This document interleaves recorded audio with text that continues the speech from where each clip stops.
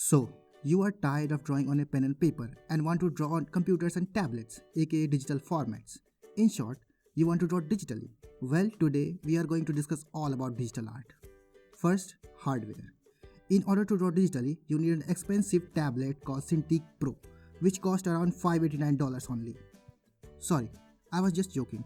Actually, if you're good at drawing, you can start digital art by just using your smartphone. Personally, I started drawing digitally on my Realme 5 using an app called Autodesk Sketchbook. I even started my freelancing career and successfully completed 35 projects just using this phone and my thumb. Here are some of the pictures I drew for my clients.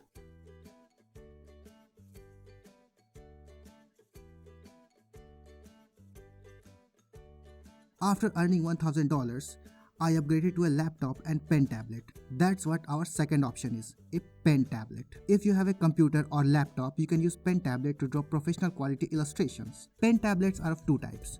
One is without a screen, other comes with an inbuilt screen. Those tablets with inbuilt screens are pretty expensive and I don't own one, so I'm not gonna talk about it. Personally, I use XP Pen Deco.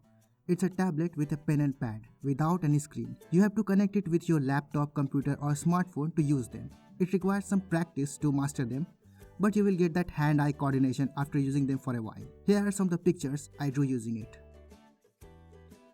Number 3. All-in-one tablets like iPad and Samsung Galaxy S7.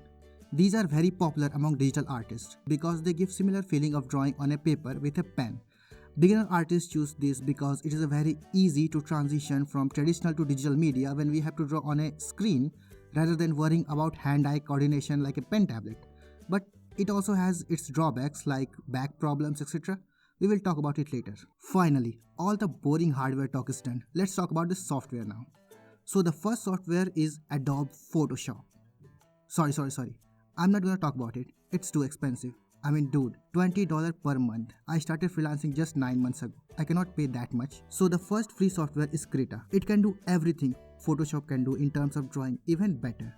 It has plenty of brushes which you can use to mimic traditional brushes. You can even import your own or customize existing brushes. Personally, I use Gravity Pen. I use it to do everything from inking to coloring.